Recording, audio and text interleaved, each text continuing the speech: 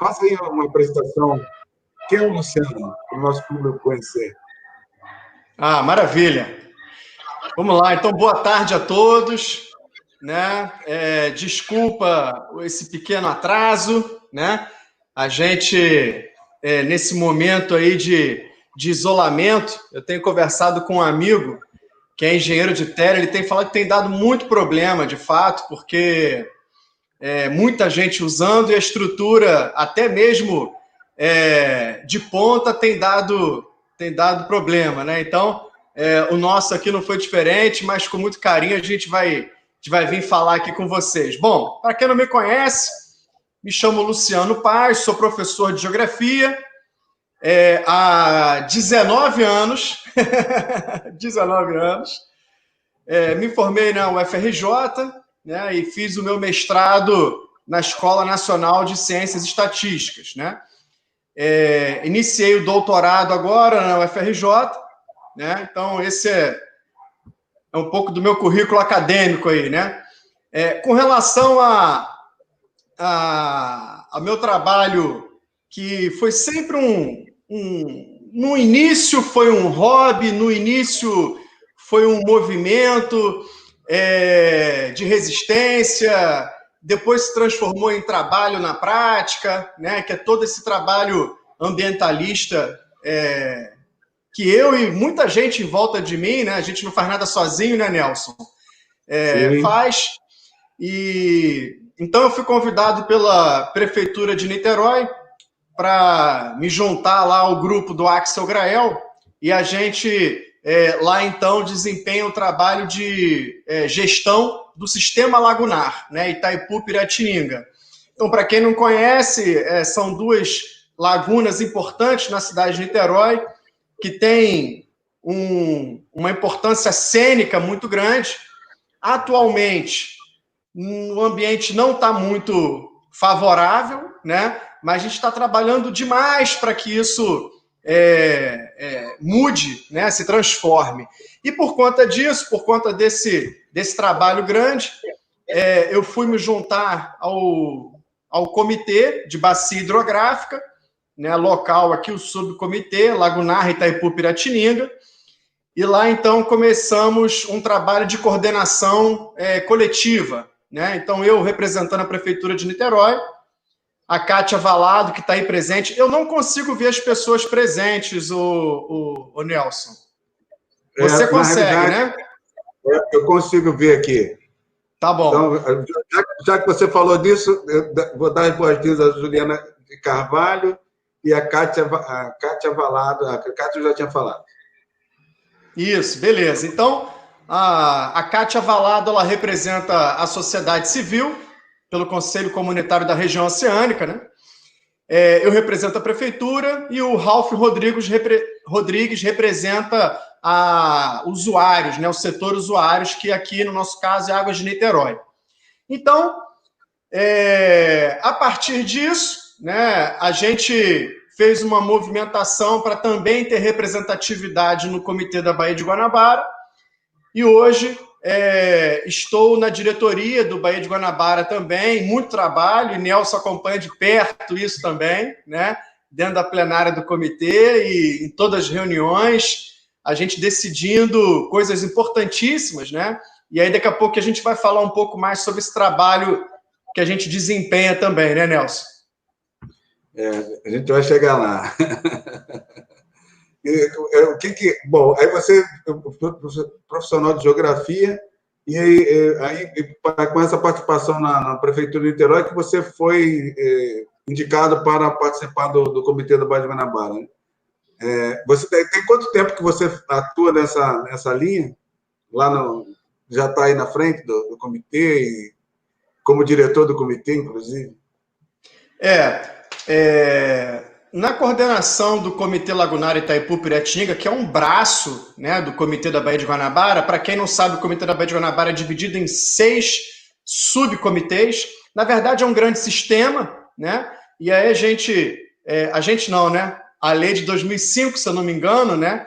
Ela dividiu em 6 subcomitês. Então, um deles é o Lagunar Itaipu-Piratininga, né? Que são, na verdade, o Comitê de Bacia Hidrográfica da Baía de Guanabara, né? Então, entende-se desde as lagoas de Maricá até as lagoas de Jacarepaguá, né? Passando pela Lagoa Rodrigo de Freitas, Itaipu, Piratininga, e também o eixo leste e o eixo oeste da Baía de Guanabara, né? Então, são 6 subcomitês. E lá eu estou desde 2017.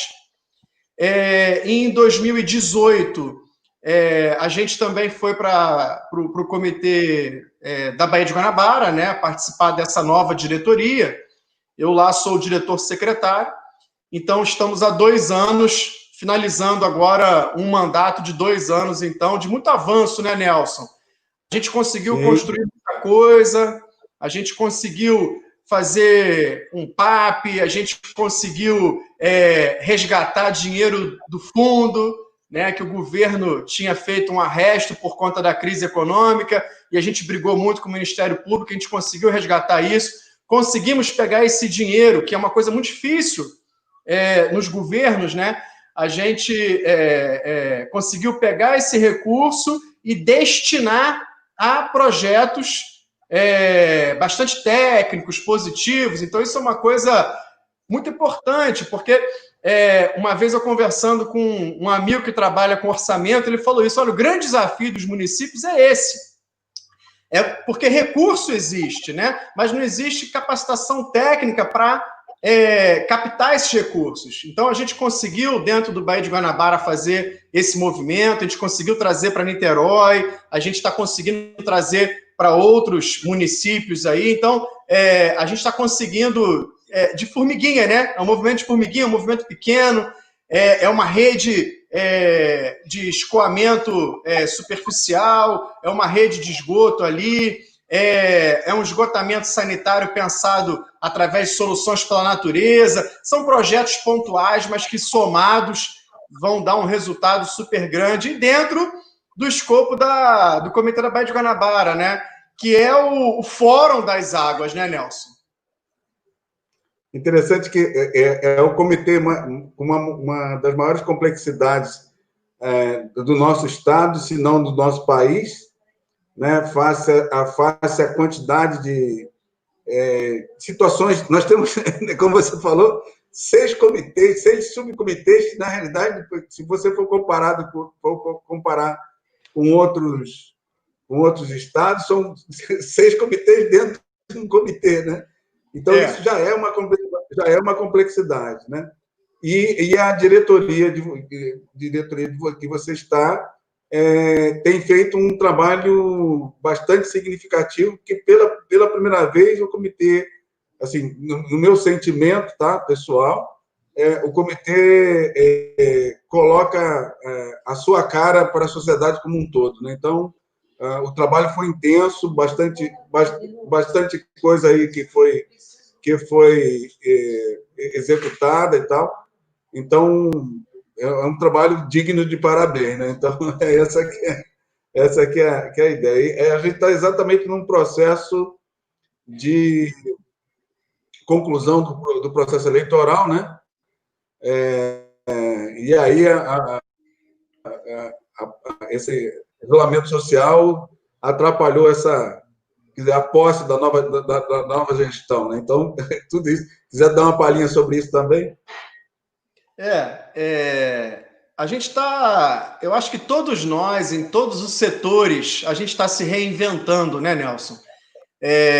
Eu também sou professor, eu sou professor do Estado também, sou concursado do Estado desde 2007, dou aula num curso pré-vestibular aqui em Niterói e dou aula numa escola na Gávea, né, no Rio de Janeiro. Então, eu trabalho com uma diversidade de alunos muito grande, né? E todos nós estamos nos reinventando, né? Então, eu tive que partir para as aulas online, né?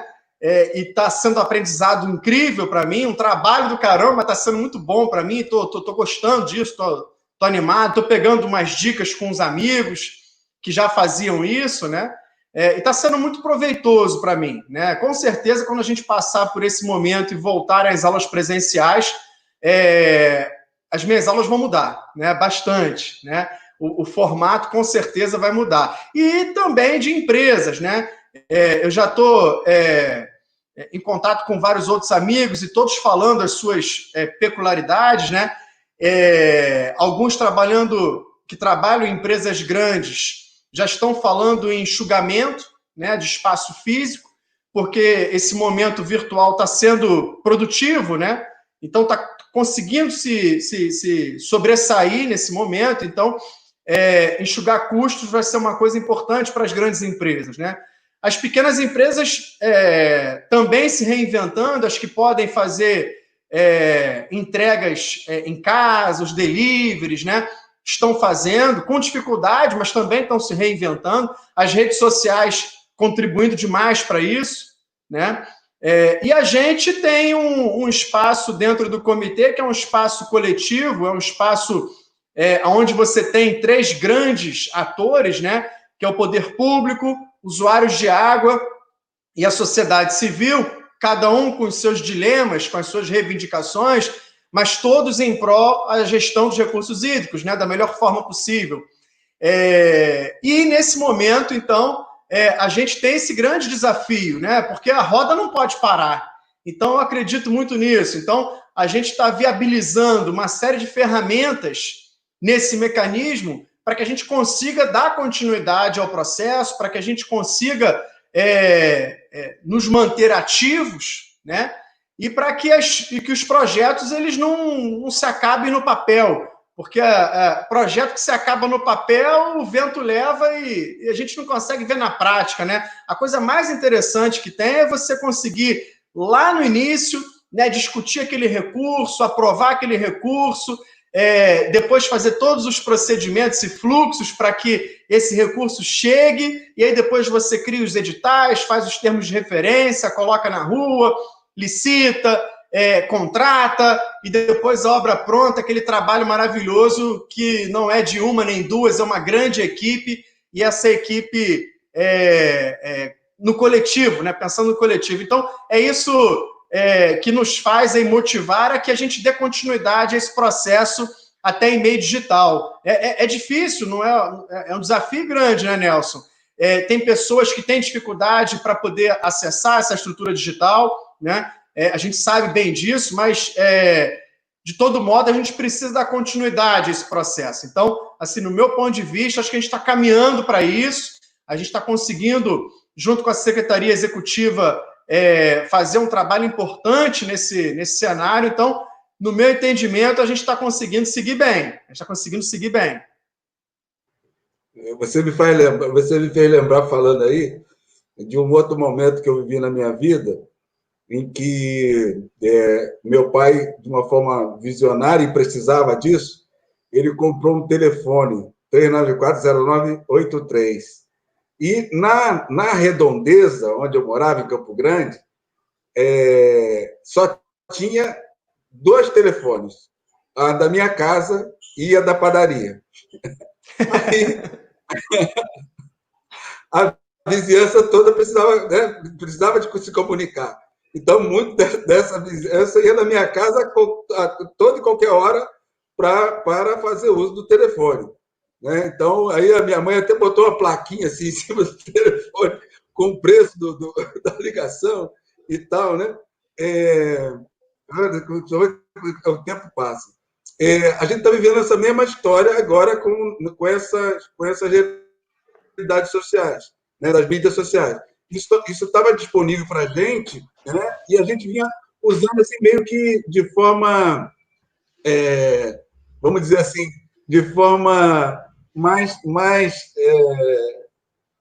assim, para o tapa-buraco, só nós e tal. E, de repente, veio uma pandemia, uma situação de exigência internacional e fez isso ganhar uma outra dimensão. O que eu aprendi nesses dias aqui, nesses 60 dias que eu estou em isolamento social, foi uma coisa assim de grande assim, eu fiz uma universidade em 2 meses.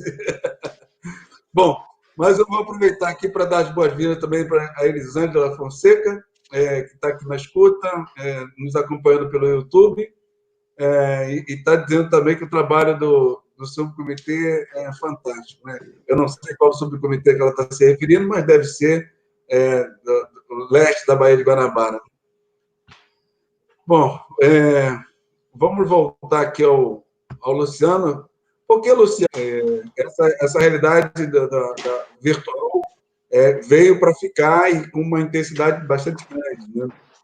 A gente está vendo aí uma série de possibilidades. Eu acabei logo no início aqui da transmissão, apresentando uma outra lógica aí que permite eu estabelecer o fundo que eu quiser, né, nas transmissões.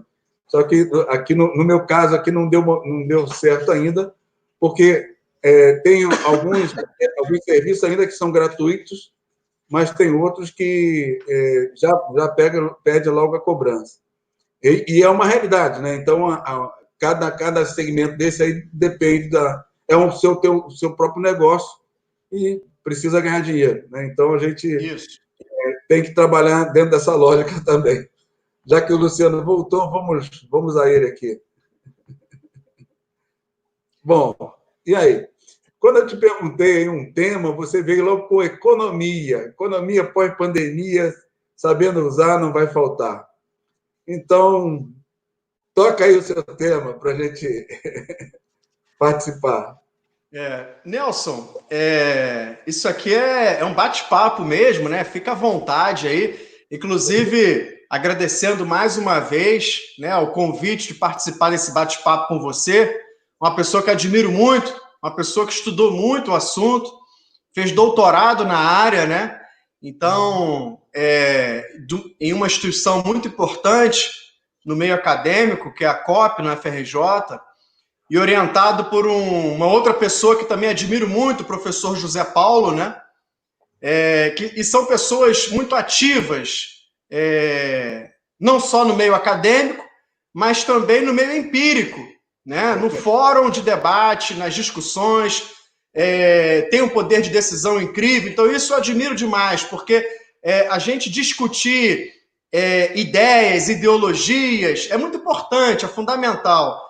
Mas, se você não coloca elas em prática, nada funciona. Para que existir esse trabalho, né? E esse estudo todo? Economia sempre foi um assunto que eu curti desde moleque. E eu me lembro que antes do vestibular eu fiz uma coleção, né, que todo domingo saíam lá no jornal o Globo, você comprava o Globo e ganhava lá um livro dos clássicos da economia, e eu li aquilo com uma vontade. Algumas coisas eu entendi, outras coisas não. Marx foi difícil, né? Eu entender, até hoje não entendo muito, continuo lendo. Engraçado que na faculdade, só abrindo um parênteses aqui, né? Na faculdade eu aula de geografia econômica, e aí o professor, num dado momento lá da aula, falou sobre Marx. Aí no final da aula eu fui conversar com ele, eu falei: professor, eu gosto desse assunto, sou curioso, mas para mim, quando eu comecei a ler o Capital, para mim foi muito difícil. Ele: sim, para mim também. Eu fiz pós-graduação nesse assunto para tentar entender, até hoje é difícil. E a gente vê, por conta da rede social, né? A gente estava conversando ainda agora sobre a rede social, algumas pessoas falando com propriedade certos dogmas, né? E dentro do comitê também a gente vê muito isso, né? Essas verdades absolutas. E a gente tem que tomar um cuidado, tratar com muito carinho, né, e cautela tudo isso, porque lida com pessoas, né? O que a gente está falando aqui agora é um aspecto que lida diretamente com a espécie humana, e nós somos diferentes, graças a Deus. Então, a gente precisa ter um olhar mais holístico para essa questão, um olhar mais cuidadoso para essa questão. A gente não pode falar de recursos hídricos sem tomar esse cuidado, né? Então, eu vejo muito isso. E quando a gente fala de recurso, né, é uma coisa que sempre me vem à cabeça. A etimologia da palavra, né? Recurso. Quando você pega a origem, né, você vai estudar recurso, você vê que é um negócio que pode faltar. É um negócio que pode existir escassez. E dentro do ambiente água, né, dentro de recursos hídricos, nós somos privilegiados, nós brasileiros, nós somos privilegiados, né? A gente tem a maior quantidade de água potável do mundo. O nosso território tem aproximadamente 15% da água potável do mundo. E a gente vive crise hídrica, né, Nelson? Então, a gente está passando por isso, né? O nosso estado, nós estamos num dilema incrível, principalmente o lado oeste da Baía de Guanabara, né? No que tange o tratamento por conta da SEDAI, né? A gente tem uma dificuldade, um desafio muito grande para poder levar essa água de qualidade para toda a população. Isso a gente viu no início do ano, né? Em janeiro, toda aquela problemática com relação a diversos poluentes e tudo mais. E essa semana, hoje nós estamos na quinta-feira, isso mesmo, essa semana voltou à tona nos jornais com relação a esse assunto. Então é uma coisa bem complexa. Então eu queria chamar a atenção de algumas coisas aqui para a gente discutir, debater, né? Lembrar, por exemplo, que a nossa Política Nacional de Recursos Hídricos, né?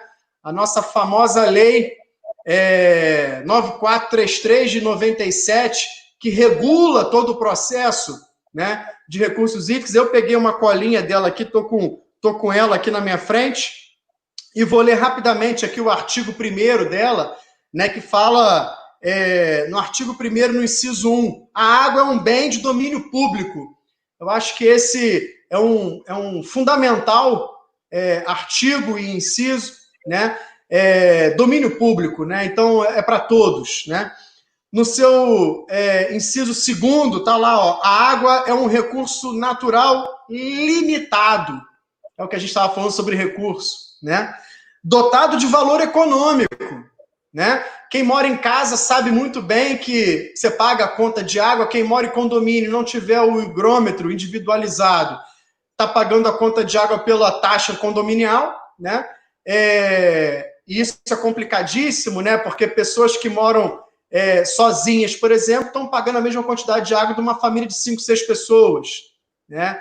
E aí a consciência de uma pegada hídrica, né, tem que existir, porque senão isso é complicado. No seu artigo 3º, no inciso 3º do mesmo artigo, né, em situações de escassez, o uso prioritário dos recursos hídricos é o consumo humano e a dessedentação de animais, né? Então, assim, é uma coisa que é importante a gente fazer uma avaliação, porque em momento de crise nós seremos privilegiados, mas através do consumo doméstico, né? Mas para chegar a água até a gente, existe uma série de outros setores que desempenham um papel fundamental para que também exista a existência humana. A agricultura é uma delas, né, Nelson? A agricultura ela varia entre 67%, 68%, 69% do total de água consumida, né? Então, no mundo, é mais ou menos 67%, 68% só para o primeiro setor da economia, para a agricultura e para a pecuária. E para o extrativismo, né? Isso é uma loucura, porque a gente precisa pensar em técnicas onde você consiga preservar a água, onde você consiga, por exemplo, uma série de dinâmicas, né? Inclusive com influência do poder público também, através de legislação pertinente, no caso, né?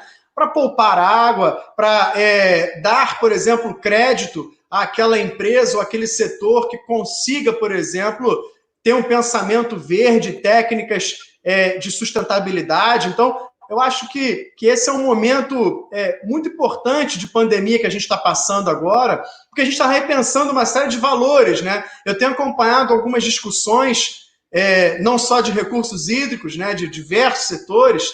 A gente que é geógrafo, a gente é metido a besta nisso, né, Nelson? A gente acha assim que a gente gosta de discutir tudo, né? Não, longe de mim ser assim, né?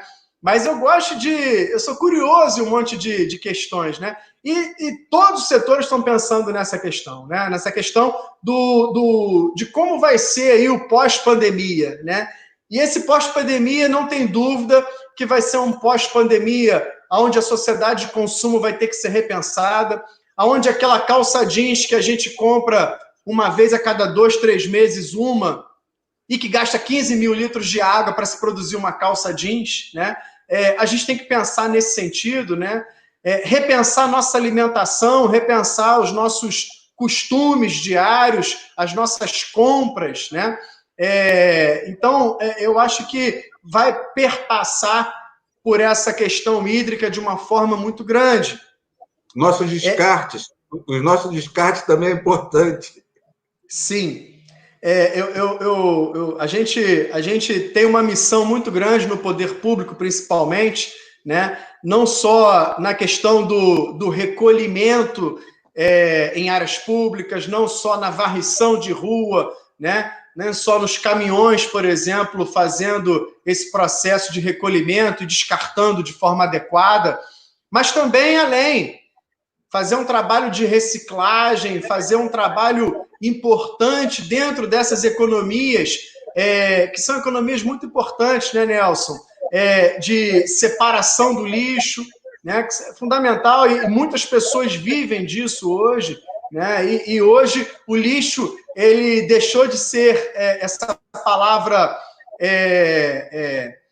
como é que eu posso falar? Essa palavra feia, né? E a gente está traduzindo agora para resíduo sólido e com valor econômico, né? Uhum. Então, hoje o Brasil ele recicla perto de 1% apenas do seu resíduo sólido, né? Que loucura, né? Interessante o seguinte, que eu costumo brincar com as crianças assim, perguntando assim, imagina que o titio aqui cria. Aí a garota, cachorro? Não, não é cachorro que eu tenho lá na minha casa, não. Aí, aqui você tem gato? Não, não é gato que eu tenho na minha casa, não. Aí vou perguntando, aí quando eles vão chegar no animal que eu crio, aí eu falo, vou dizer para você o que é. O tio cria minhoca. Você cria minhoca? Eu crio minhoca. Aliás, eu vou trazer aqui a pessoa que me ensinou a criar minhoca para falar isso aqui. E aí, como é que a gente faz o alimento da minhoca? Então, casca de banana, casca de maçã, casca de ovo, tá ali, casca de batata, tal. É um resíduo orgânico, e você que é do poder público sabe que nas métricas, né, do volume, a matéria orgânica tem aí um peso, né, de 67% do peso dos resíduos sólidos.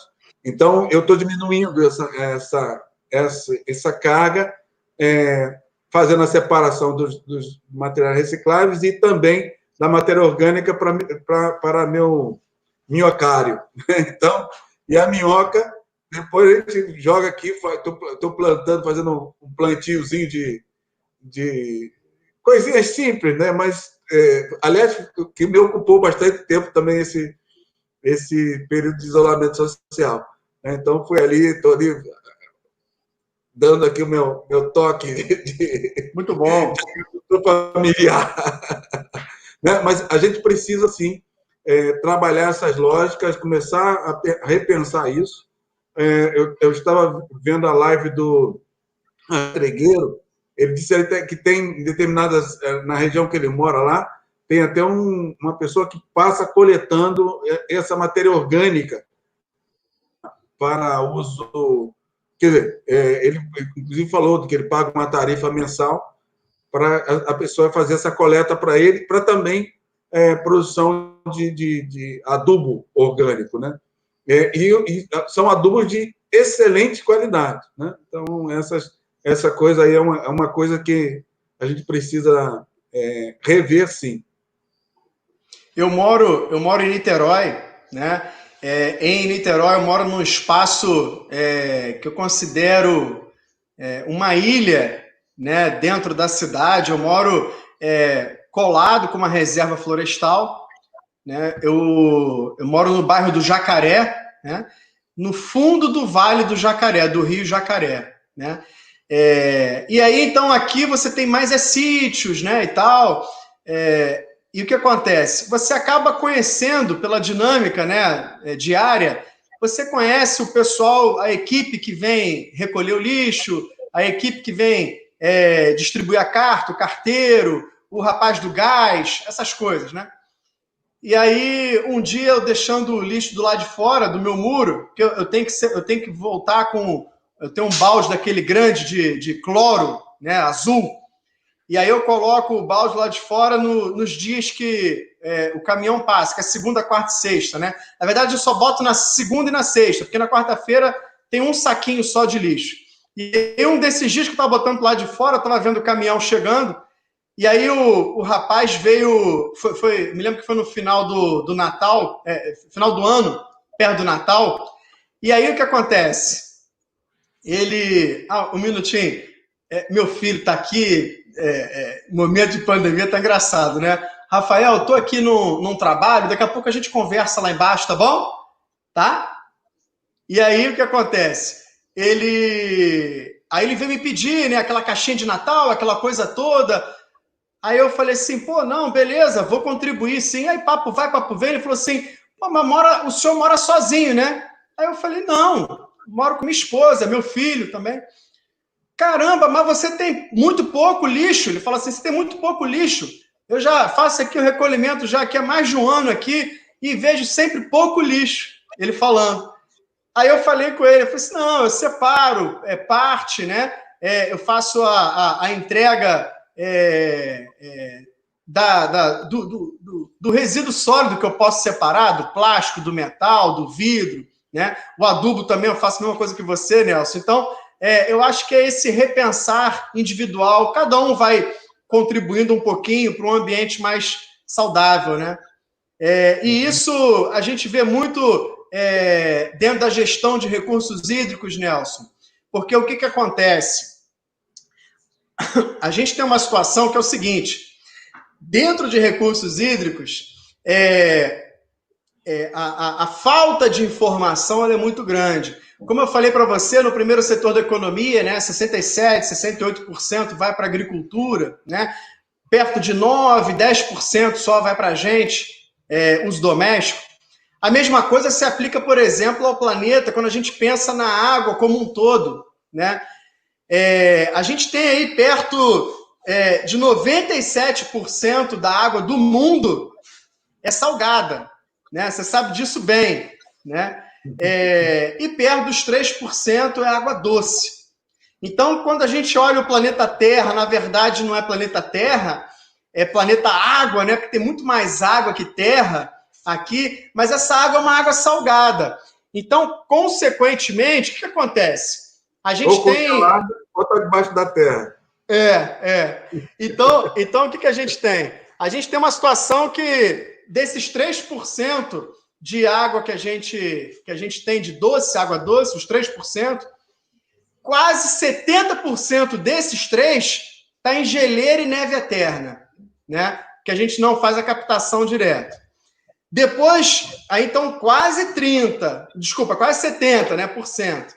Quase 30% está em lençóis freáticos, que aqui na região oceânica de Niterói, inclusive, se usa com uma certa quantidade. Menos hoje em dia, porque a concessionária de água abastece toda a região, mas tem muita casa, né, com poço artesiano, né, enfim. E aí 0,7% dessa água está misturada com solo, os outros 0,3% lagos e rios, né? E aí quando a gente para pensar, por exemplo, a SEDAI, que vende água para a região metropolitana do Rio de Janeiro toda, né? E quando não vende toda, vende para Águas de Niterói, que repassa para a gente, por exemplo, né? Através do eixo leste aqui, lá no sistema Imunana Laranjal, vende para Águas de Niterói vende para a gente. Enfim, capta de rio. Então, dos 100% de água que tem no planeta, 3% é doce, desses 3%, 0,3% é de rios, que nós usamos. Então, quando você se depara, por exemplo, com movimentos como o que você faz, né, pelo seu canal no YouTube, no Facebook, no Instagram, eu cuido de rios, eu acho que esses percentuais eles precisam ser falados constantemente. Eu sei que você sabe disso de cor, né? Mas isso é uma coisa que me deixa assim muito motivado para falar, porque a gente precisa chamar atenção. Porque quando você abre a torneira e tem água, você usa aquela água de forma despreocupada, né, Nelson? Mas quando a gente começa a entender esses dados, esses números, e percebe que o país que tem a maior quantidade de água potável do mundo sofre crise hídrica, então imagina o restante dos outros países. Então a gente tem um dilema muito grande daqui para frente para seguir. A gente tem, dentro dessa lógica, né, um debate essencial, emergencial. A gente precisa mudar mesmo os hábitos, os costumes, a forma de fazer essa avaliação para ter esse entendimento e começar a cobrar do poder público, né, começar a cobrar dos entes responsáveis, né, e a sociedade fazendo a sua parte também, né, para que a gente junto consiga ser responsável, né, e contribuir para o desenvolvimento sustentável hídrico, né, porque senão você não vai conseguir ter nenhum tipo de futuro minimamente interessante para as futuras gerações, né? Interessante é o seguinte, que eu fiz um questionário com 12 perguntas para a maior parte das pessoas que estão nos seguindo aqui. Se você não respondeu ainda, faça. E, na realidade, a gente está percebendo o que a gente pode ser efetivamente útil para a sociedade usando esses canais, né? Esse canal que a internet proporciona, né? Que o YouTube proporciona, que o Facebook proporciona, que o Instagram proporciona. Então, eu acho que tem muita gente que quer aprender. Aliás, tem 3 razões para as pessoas usarem as mídias sociais. As pessoas vão para entretenimento, as pessoas vão para conexões, como a gente que está fazendo aqui agora, ou as pessoas também usam esse meio para aprender alguma coisa. Né? Então, e, de uma certa forma, essa live vai estar sendo gravada com a rubrica de educação. Né? Então, todas as que estão aqui estão com essa mesma rubrica. Por quê? Porque o que a gente fala que o nosso país é carente de educação. E eu resolvi atuar nessa área. Parabéns. Atuar nessa área de educação voltada para essa educação hídrica, essa educação que o rio, que os corpos hídricos são importantes para a nossa vida atual e para gerações futuras. Então, essa é a lógica. Eu acho que isso está muito bem caracterizado na Agenda 2030, né, que eu também vou trazer aqui alguém para falar dela, mas a gente vai ver se proporciona um aprofundamento na Agenda 2030. E aí eu sou tão apaixonado que estou usando aqui o logo da Agenda 2030 e o meu canal tem aí também o selo da Agenda 2030, porque eu acho que é um caminho para a gente, para a humanidade como um todo,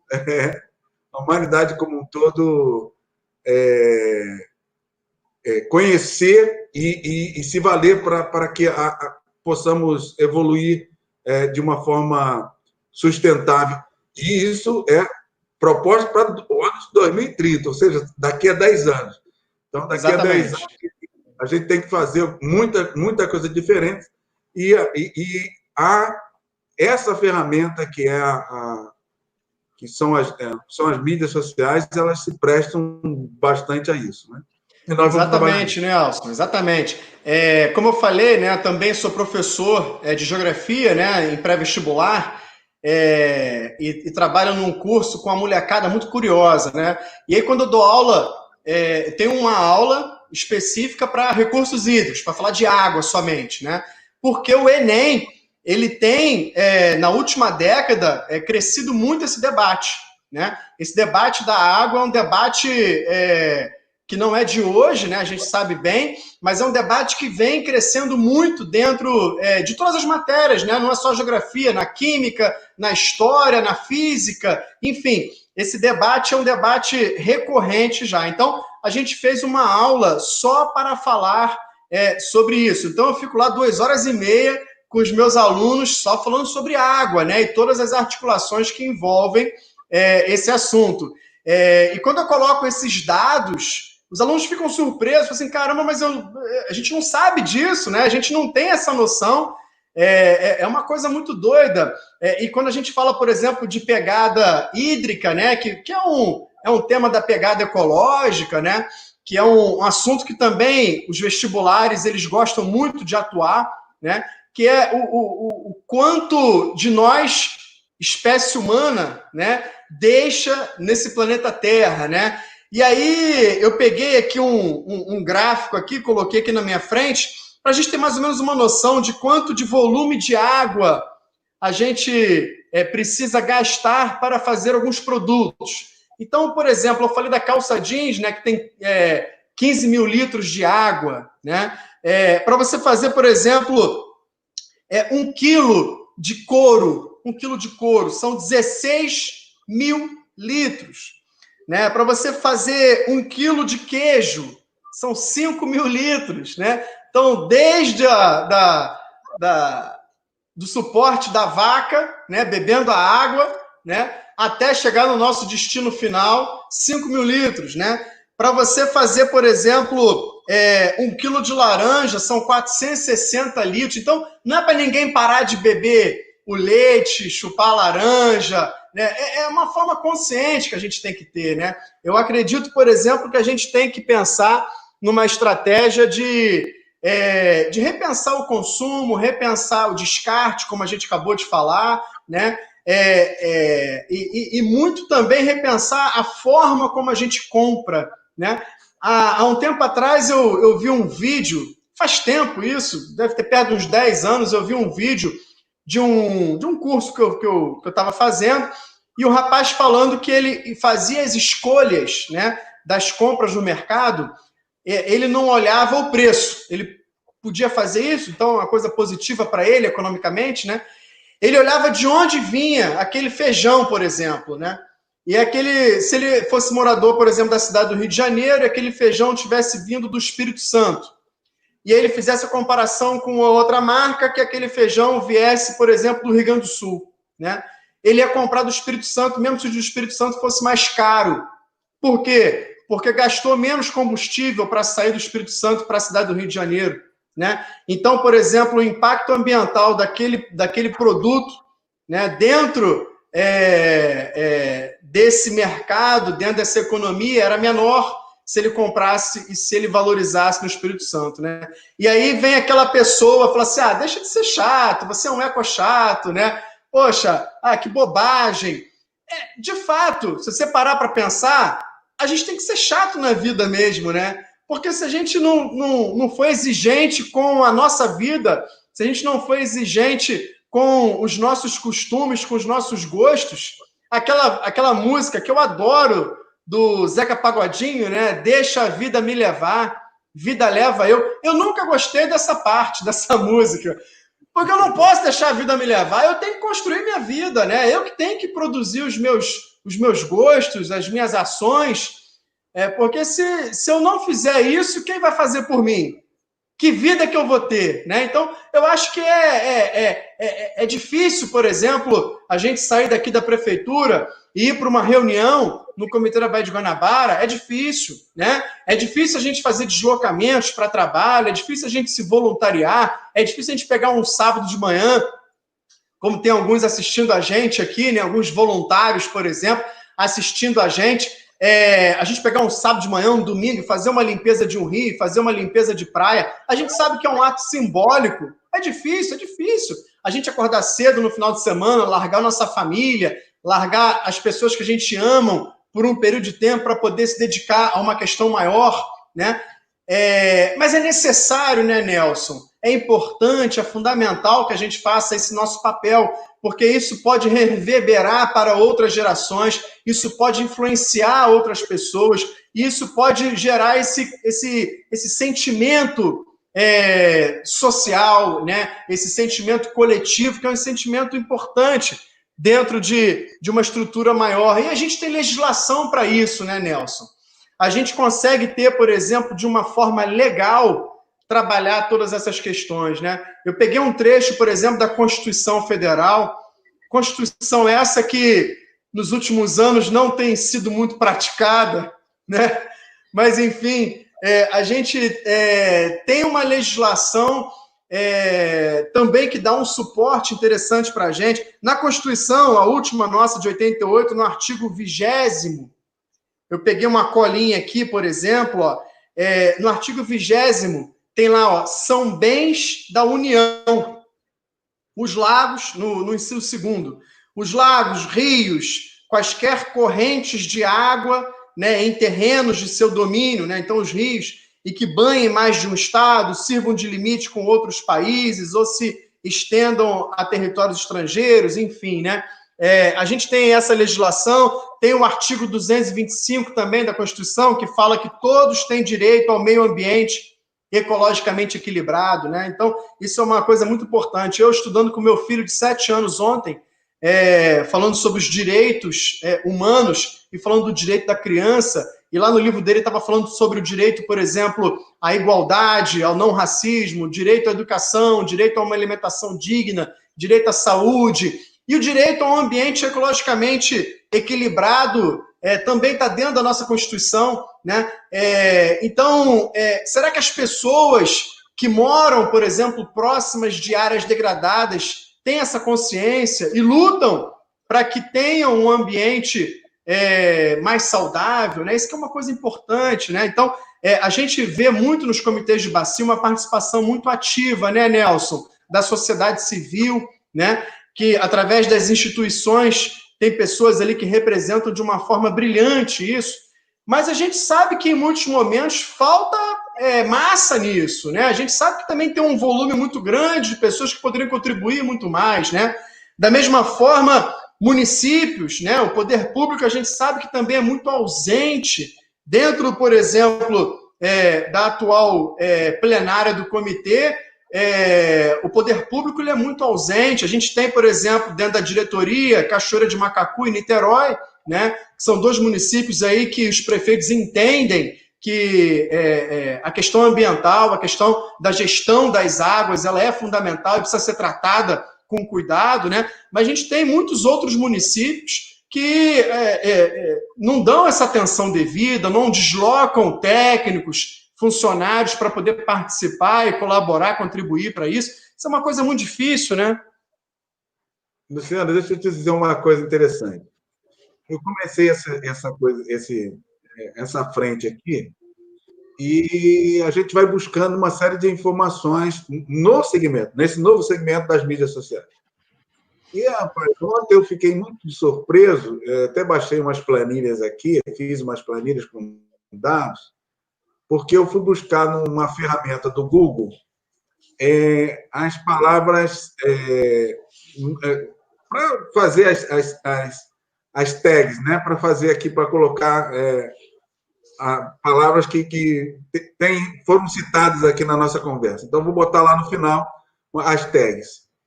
E aí, para minha surpresa, a palavra que mais tem as pessoas buscam no Google, das que eu listei, é a água com 1 milhão de buscas. 1 milhão de buscas. Esse 1 milhão de buscas para o Google é uma busca baixa.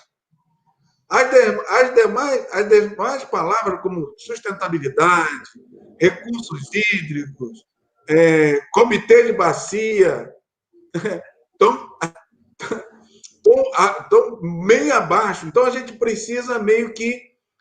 isso tem também a ver com a participação nos comitês, basicamente nos comitês, e também o meu público que está chegando aqui, até esse momento.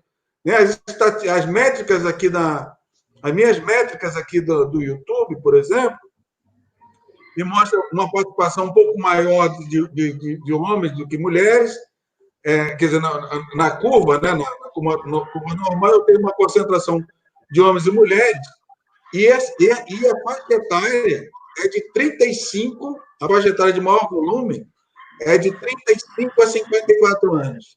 Então, é uma massa de pessoas que, na sua infância e formação, a água não era tida como problema ainda. Exatamente. Não era tida como problema ainda.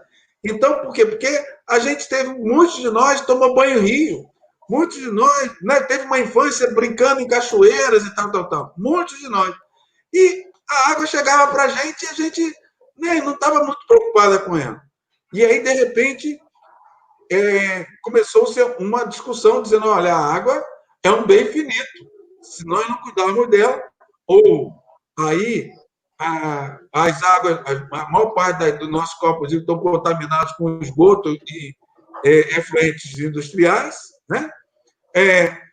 A nossa região hidrográfica, aqui falando da região hidrográfica 5 do Rio de Janeiro, que é a região do Comitê do Baía de Guanabara, não tem corpos hídricos capazes de suprir a demanda da sociedade local, né?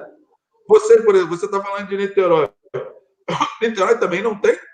Então, Niterói não tem água. A água consumida em Niterói, muita gente não tem nessa ideia, ela faz um percurso enorme, ela sai lá de São Paulo, do Rio Paraíba, e tal, é captada lá em Santa Cecília, isso é em Barra do Piraí, né? E aí vem para a maior estação de tratamento de água do mundo, e a maior estação de tratamento de água do mundo, ela vai para Niterói. E tem muitos lugares de Niterói que as casas são abastecidas ainda com caminhão-pipa, né? Aqui a concessionária Águas de Niterói, ela consegue fazer o abastecimento em toda a cidade. Até uns 10 anos atrás, existiam algumas deficiências 15 anos atrás, existiam algumas deficiências na região oceânica da cidade. Mas depois disso, a gente consegue ter 100% da população atendida por água, né? Niterói, o nome, a origem, né? A epistemologia é indígena, né? Tupi-Guarani, que significa água escondida. É bem escondida, a gente não tem. A última captação de água em território Papagoiaba, né? Que é uma outra denominação também. A última captação de água foi lá na Caixa d'Água, né, que hoje a gente conhece ali, subindo ali o Fonseca, subindo ali para Caramujo, Baldeador, né, um trecho norte da cidade, que era o rio da Alameda, que hoje é a Alameda São Boaventura, totalmente canalizado, concretado, né, e não é mais rio, né, é só deságue de água de chuva. Então, o que acontece? Niterói não tem água, então para a gente é preocupante isso. A gente fica dependendo de outros municípios para poder ser abastecido de água. Isso é uma coisa que é uma situação que a gente não está no Cariri cearense, muito menos a gente está num sertão mais pesado, nordestino, né, onde a escassez é grande. Não, a gente está na Mata Atlântica, e parabéns a ela que fez aniversário ontem, né? A gente não pode comemorar tanto, mas a gente tem que agradecer quem ainda existe um pouco. E pegando um pouco da sardinha aqui para o meu lado, aqui da Bahia, Niterói tem perto de 50% de todo o seu território em área protegida, sabia, Nelson? Não. Área verde protegida, perto de 50% do seu território. Então, a gente tem alguns pontos fora da curva aí na média, mas a gente tem que se preocupar mesmo com a questão hídrica, né? E a gente falou bastante aqui, Nelson, sobre comitê da Baía de Guanabara, né? E comitês de bacia. E aí, muitas vezes a gente discute internamente nas nossas reuniões, e quando a gente está na rua, né? Aí as pessoas perguntam assim, mas você trabalha com o quê, Luciano? Às vezes eu posto na internet alguma coisa, no meu Instagram, no Facebook, eu falo alguma coisa sobre o comitê de bacia, sempre tem alguém que pergunta, mas que raio de comitê de bacia é esse? Que fórum é esse, né? O que vocês trabalham lá? Ganha dinheiro fazendo isso? Ao contrário, né? E aí eu separei algumas coisas aqui da 9433, que é a lei do nosso Fórum das Águas, né? Para poder falar um pouco do que é Comitê de Bacia Hidrográfica, Nelson, né? Eu já comecei a falar aqui que é um fórum de 3 grandes atores, né? Que são os usuários de água, né? Então você tem empresas, por exemplo.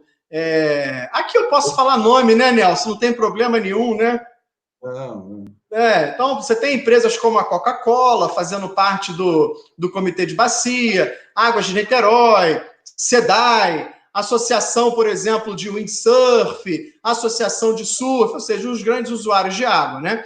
A gente tem a sociedade civil com as instituições que também têm um viés hídrico dentro dos seus trabalhos, né? E também o poder público, que é um ator aí de fundamental importância nesse cenário também, porque é um ator de grande mobilização para muita coisa acontecer, né, também, né, na prática, né? E aí, por conta disso, eu separei aqui, eu escrevi algumas coisinhas, por exemplo, o Comitê de Bacia, né, tem a responsabilidade de promover o debate de questões relacionadas aos recursos hídricos e articular a atuação das entidades intervenientes, né?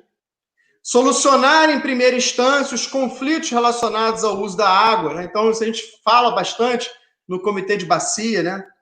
Aprovar e acompanhar a execução do plano de recursos hídricos da bacia, e isso aí é um papel importantíssimo nosso, né? O plano de bacia, a gente conseguiu, por exemplo, aprovar agora de dar recurso para o plano de bacia da cidade do Rio de Janeiro, né? Para sua renovação do plano de bacia, né? O plano de bacia daqui de Niterói está sendo feito, não com recurso do comitê, está sendo feito com recurso próprio, mas nós do comitê estamos acompanhando de perto essa proposta, né, da empresa que ganhou para fazer isso, né? Além disso, básico, eu acho que você... o de saneamento também. A gente está fazendo o plano de saneamento e o plano de bacia também. Tá. Estabelecer os mecanismos de cobrança pelo uso de recursos hídricos e sugerir os valores a serem cobrados, né? Então, a gente fala muito sobre isso, a gente fala sobre enquadramento de rios, né? Para a gente poder fazer essa questão da cobrança, né? Que, no meu ponto de vista, a água no Brasil ainda é barato. Eu acho que se começar a pesar mais no bolso de quem mais gasta, eu acho que as pessoas vão começar a repensar um pouco isso. Isso é minha opinião, né? Uma opinião pessoal, mas já vi também outras pessoas e outras lideranças falando a respeito disso, né? Promover a harmonização entre os múltiplos competitivos usos da água, né? Estabelecer critérios e promover o rateio de custo das obras de uso múltiplo de interesse comum e coletivo, dentre outras ações que o comitê se responsabiliza. Então, a gente quer também aqui convidar as pessoas que estão assistindo, né, Nelson, para que façam parte desse processo com a gente, que utilizem esses canais, esses fóruns, que são fóruns pertinentes, porque muitas das vezes, né, Nelson, eu me deparo, às vezes você está hoje não, em momento de pandemia não, mas quando você está numa fila de um banco, numa fila de um supermercado, numa conversa em grupo no WhatsApp, as pessoas, por exemplo, ora estão reclamando da economia, falando da política, do presidente X, do presidente Y, e falando mal do prefeito. Esse bate-papo ele é importante, a gente externalizar isso, né? Mas isso não leva ninguém a lugar nenhum, né, Nelson? Se a gente quiser, de fato, movimentar, não adianta a gente escrever no nosso Facebook que o Bolsonaro é isso, que o Bolsonaro é aquilo. Se a gente não, de fato, participar dos fóruns pertinentes e lá dentro, que são os fóruns de decisão, a gente discutir isso, a gente não vai ter a nossa conversa ouvida, né? A gente não vai ter a nossa fala, o nosso debate sendo questionado. Então, a gente precisa utilizar bastante a rede social, como a gente está fazendo aqui agora, né? Para chamar atenção, para uma reflexão, né, de um processo crítico que a gente está passando, mas, acima de tudo, que a gente se empodere desse assunto e que a gente vá aos locais de fato, né? Quando a gente começou a falar lá no começo da live, e aí a gente falando, por exemplo, né, da gente ser chato, ser exigente, né? Você já fez muito isso, eu também. A gente vai para a Câmara Municipal, pô. A gente vai para a Alerj para discutir esse assunto, vai lá em audiência pública e fala com desrespeito a essas questões, né? E é difícil também para a gente, depois de um dia inteiro de trabalho, aí a gente chega lá de noite, a gente se indispõe, a gente se estressa, mas a gente está sendo ouvido, né? E quando a gente percebe que aquilo que a gente está comentando entra num projeto de lei, quando aquilo que a gente está comentando é escutado por um deputado estadual, por um governador, por um vereador, pelo prefeito, e aquilo é levado em conta, isso é o que tem de mais positivo dentro da nossa forma voluntária para alguns, da nossa forma profissional para outros, né? Eu acho que isso é o maior legado que a gente pode deixar, né? Interessante o seguinte, que até nos momentos de lazer, a gente fala dessas coisas, né? Então, a live logo depois da sua, a 34ª live, a 33ª live, é com uma pessoa que eu vi uma vez só, no Bar do Alemão, em Curitiba, tomando chopp. O que aconteceu depois desse papo, que eu vi essa pessoa uma vez só, e agora, de novo, ele em função dessas lives aqui, há 3 ou 4 dias atrás, ele está aí vai vir conversar de novo o que aconteceu depois daquele show. Nelson, nós professores, exatamente. Nós professores, nós somos formadores de opinião. Por conta disso, a gente tem uma carga de responsabilidade muito grande com os nossos atos, né? Com os nossos gestos, né? Com a nossa fala, né? Fundamental que a gente tem uma responsabilidade, né? Enquanto educador muito grande, né? De sempre passar com embasamento teórico adequado, com técnicas, né? E com conteúdo de qualidade, tudo que a gente está passando, né?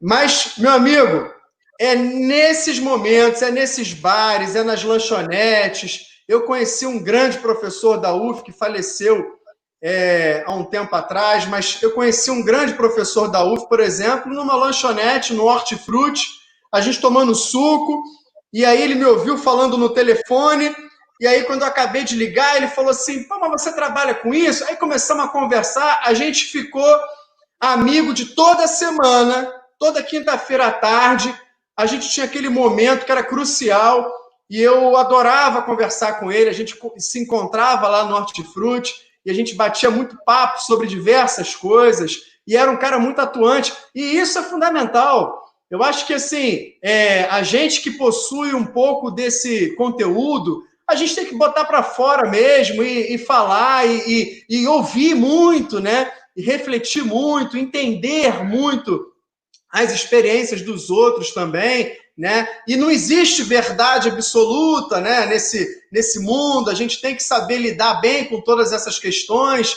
e influências, mas eu acho que, acima de tudo, a gente tem que debater com qualidade, e é por isso que eu estou aqui conclamando, né, quem está ouvindo a gente, para participar mais, para se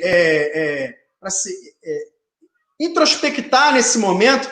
Pode botar depois, ô Nelson, nos comentários lá, não nos comentários, né? Você bota no perfil aí da live, você pode botar o site aí do comitê, né? A gente pode botar, por exemplo, o site da Agência Nacional de Águas, né? Que é um instrumento, uma ferramenta talvez importante também de pesquisa, né? e colocar também, por exemplo, os nossos contatos, enfim, porque daí a gente consegue, através dessa rede social que a gente está aqui falando, né, influenciar muitas outras pessoas, né, a falarem mais sobre isso, a trabalharem mais sobre uma preocupação que hoje ela é gigante e poucas pessoas se debruçam nisso, né? E você é um grande cara que está de frente dessa maratona aí. Luciano, chegamos a 1h15 no meu cronômetro aqui. Isso, Aí, muito bom. muito bom, mas precisamos encaminhar para o final. Mas antes eu queria perguntar se alguém aqui que está nos assistindo tem alguma pergunta. Se aparecer aqui, a gente coloca aqui e ele vai lendo ali e vai respondendo. Bom, nesse sentido, eu já vou pedindo para você ir fazendo as suas considerações finais, esperando que, né, se aparecer uma pergunta, eu vou botar, você responde. Então, rapaz, agora que eu vi aqui, eu estava no chat privado, agora que eu estou vendo aqui, ó, várias pessoas comentando, André Henrique, Elisângela, Kátia, Juliana, Lauro. Maravilha, maravilha. Maravilha. Bom, gente, olha, essa live ela está sendo gravada, então ela vai ser disponibilizada depois, não é isso, Nelson? Isso. Então, nada então impede para que depois mesmo a gente possa trocar figurinha, escreve nos comentários, me deixo aí à disposição também para que a gente continue esse papo aí de forma remota, né? E venho aqui primeiro agradecer esse momento. É um momento muito importante, é um momento que cada um aqui que assistiu essa live aqui, se puder compartilhar ela, né, com os amigos, falar dela, falar sobre, já é um bom caminho para a gente, né, fazer esse papel. Então, nesse primeiro momento, quero agradecer a cada um que esteve presente até aqui esse momento, né? Queria agradecer a você, Nelson, que me fez esse convite. E é uma honra participar desse momento aí, que é um momento difícil para cada um, né? Eu tenho, por exemplo, alunos que estão com dificuldade de alimentação, por exemplo, porque a escola está fechada, né? A gente tem dificuldade, por exemplo, de levar o conhecimento para essas pessoas, para essas crianças, para esses adolescentes. Muitos não têm internet em casa, muitos não têm plano de dados no celular, muitos não têm computador, então a dificuldade para fazer trabalhos, enfim. Então, a gente está num desafio gigante, né? E tentando se desdobrar aí ao máximo para que a gente consiga encaminhar de uma forma um pouco mais leve esse momento. E eu acho que esse tempo que a gente passou aqui foi um tempo muito precioso para mim, para você, e tenho certeza que para todos que estão assistindo a gente aqui. Quero deixar aqui a minha disponibilidade e minha gratidão por poder contribuir com esse debate. Muito obrigado por cada um, por você, Nelson, ter me convidado e me deixa à disposição. Eu quero também te agradecer muito e as minhas reverências, o seu aceite e esse papo aqui foi muito interessante. Agradeço muito e essa aqui seja só a primeira vez. Depois a gente tem aí isso. Vamos marcar. Tem o mundo das séries, a gente vai... Agora, vamos marcar outros temas. Tem uma demanda reprimida enorme nesse segmento. A quantidade Inclusive, de gente... se você que está assistindo tiver alguma ideia, tiver alguma sugestão, coloca nos comentários, que também a gente, de uma forma humilde aqui, a gente pode debater e discutir também. Isso mesmo. Então, nesse sentido, meu muito obrigado e nos vemos aí numa próxima live. Maravilha! Forte abraço, Nelson!